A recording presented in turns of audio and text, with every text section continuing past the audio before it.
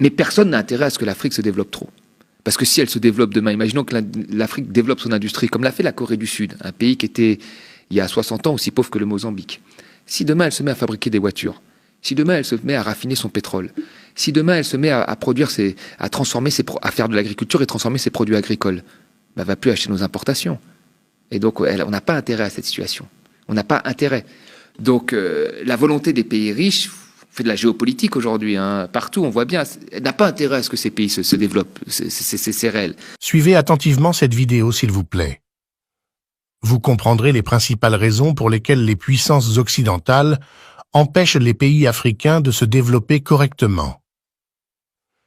Avant de continuer, aimez dès maintenant cette vidéo en cliquant sur le bouton « J'aime ». Cela montre à YouTube que la vidéo vous apporte une information utile et elle sera proposée à d'autres personnes. N'hésitez pas à partager cette vidéo sur Facebook et WhatsApp pour ouvrir les yeux au maximum d'Africains. Merci pour votre soutien. Poursuivons maintenant. Il y avait cette idée, en fait, dans la tête des gens, qu'on développe un pays avec les entrepreneurs. C'est une partie importante, mais ce n'est pas la partie principale. Il faut une industrie lourde.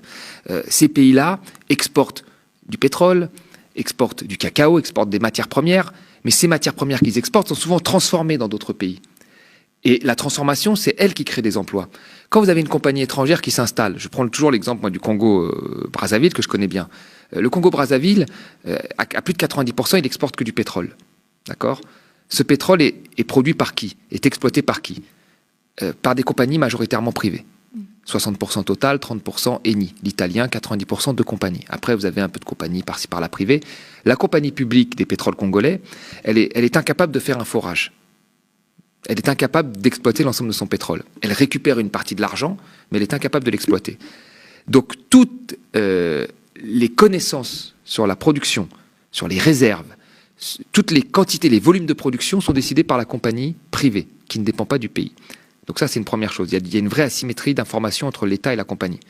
Les prix de leurs biens, 90% des exportations, donc du pétrole, le prix n'est pas déterminé par le Congo. Il est déterminé par les marchés financiers. Donc quand il y a des situations de géopolitique tendues comme là, il se passe, les prix augmentent, ça leur profite. Quand le prix est à zéro, comme dans la période du Covid, il n'y a rien qui rentre. Il n'y a rien qui rentre.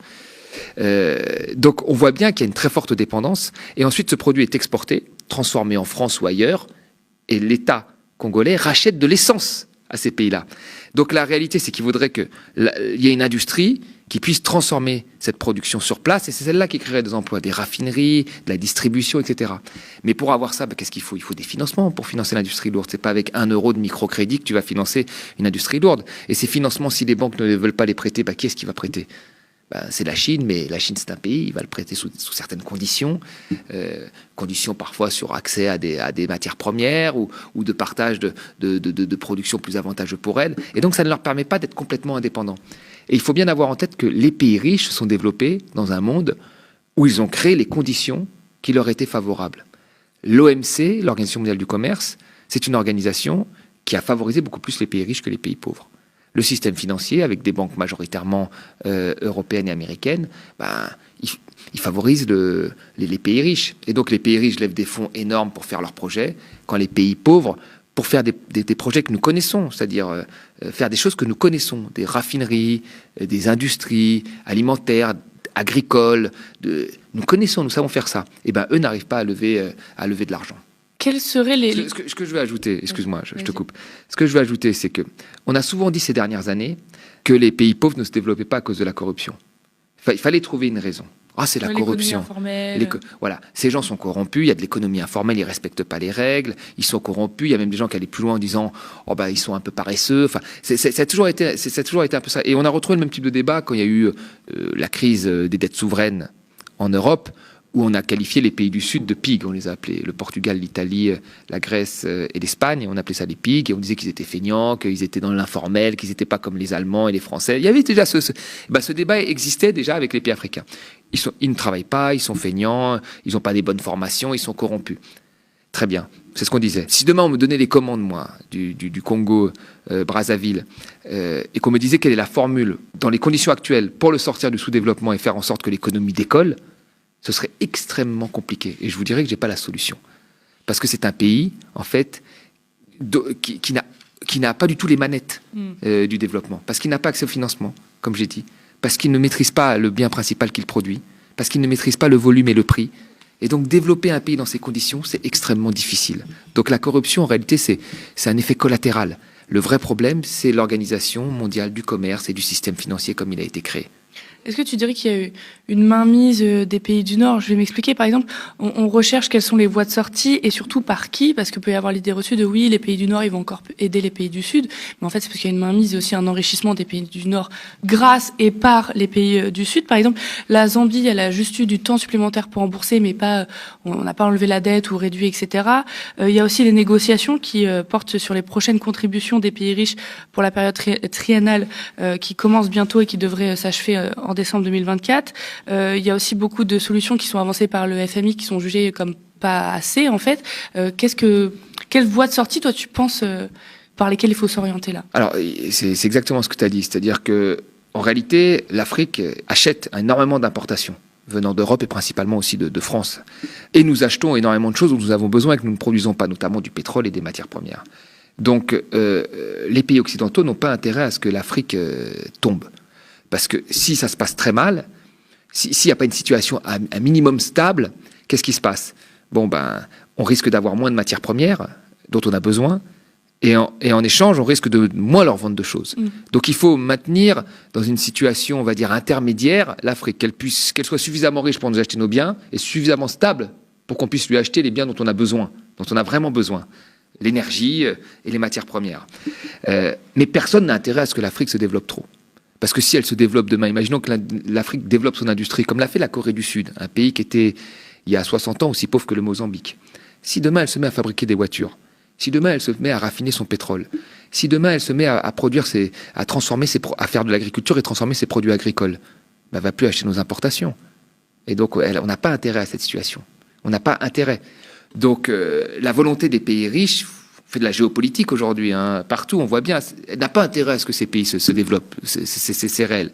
Maintenant, si j'étais à la place des Africains, c'est très difficile.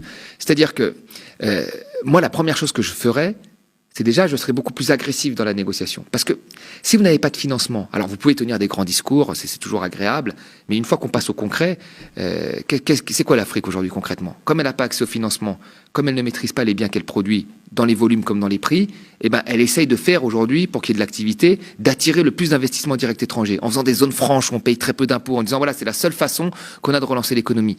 Ce qui ne lui permet pas non plus à côté, parce qu'elle ouvre la voie finalement au loup, ce qui ne lui permet pas de développer son industrie, même si elle avait des financements. Parce que l'industrie qui arriverait est beaucoup plus puissante et beaucoup plus en place que celle qui se développerait, qui serait une industrie naissante. Donc la première chose que je ferais, moi, dans cette situation-là, qui est une situation extrêmement compliquée, c'est que je chercherais à être beaucoup plus agressif dans les partages de production. C'est-à-dire que quand il y a une compagnie étrangère qui vient, il faut lui imposer des choses. Les pays du Golfe, le Qatar, les Émirats en leur temps, quand vous veniez vous installer chez eux, pour quoi que ce soit, vous deviez donner une grosse partie, plus de 50%, à un autochtone, à un habitant local, de l'investissement. C'était obligatoire. L'OMC a tout fait pour dégommer ça, mais certains pays ont tenu, sauf quand ils en ont vraiment besoin, ils font des dérogations au ministère de l'économie, mais quand ils estiment que la personne doit donner une partie, elle donne une partie à les autochtones, ce qui les forme. Vous voyez, par exemple, ce type de mesure pourrait être appliqué par certains pays africains. S'ils l'appliquaient bien sûr dans l'ensemble, ce serait mieux, mais avoir une stratégie beaucoup plus agressive de négociation sur le partage de ces rentes de matières premières avec les pays occidentaux. Ça, c'est la première chose, qui leur permettrait d'avoir beaucoup plus de rentrées financières. Et une fois qu'on a ces rentrées financières, reste la question de l'investissement dans les bons secteurs pour pouvoir se développer et être de plus en plus autonome. Ça devrait être ça le but. Parce que l'autonomie et l'industrie créera des emplois.